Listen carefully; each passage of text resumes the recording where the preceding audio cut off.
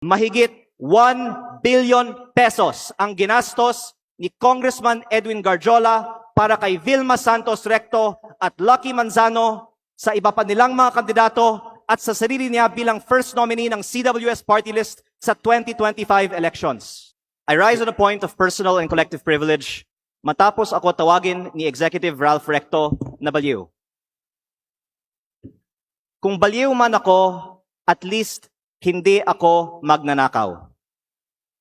Tila affected si Recto sa mga post ko tungkol sa kanya at si Congressman Edwin Garjola. At mabuti kung magpaliwanag na lang siya tungkol dito.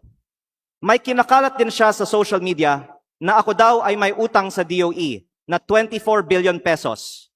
Ito po ay walang basihan at inimbento lamang upang tangkang pahinain ang mga binubunyag ko tungkol sa korupsyon sa ating gobyerno. At mas marami pa ang aking sasabihin sa ibang pagkakataon. Nagsimula lang itong mga atake sa akin nang sinimulan kong imbestigahan ang DPWH sa Batangas at ang mga kumpanyang konektado kay Congressman Edwin Garjola at naging Executive Secretary si Ralph Recto. Marami rin ang nagsabi na ang pagbunyag ko nito ay hindi aking kapaki-pakinabang. Ngunit hindi ito para sa sarili ko. Ito ay bahagi ng aking tungkulin bilang mangbabatas at kinatawan ng unang distrito ng Batangas. At hindi ako matitinag. Kaya po ako ay nananawagan na imbestigahan ang koneksyon ni Garjola kay Recto, lalo na ngayong Executive Secretary na siya, at suriin ni Pangulong Marcos kung natutulungan ni Recto si Garjola mula sa loob ng Malacanang. Dahil limitado ang oras ngayon, ilahad ko ang iba ko pang nalalaman tungkol sa mga koneksyon ni Garjola at Recto sa iba pang mga araw. Sisimulan ko lang ngayon sa isang punto.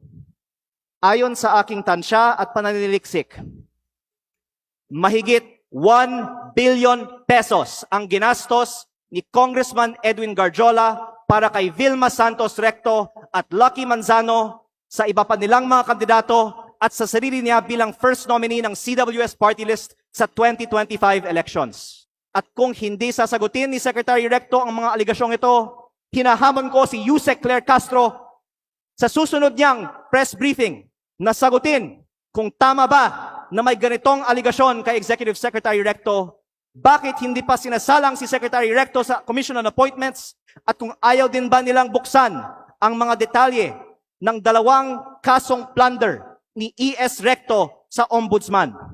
Mabuti ding magpaliwanag si Yusek Castro kung bakit ba talaga natanggal sa pwesto si Executive Secretary Lucas Bersamin nang walang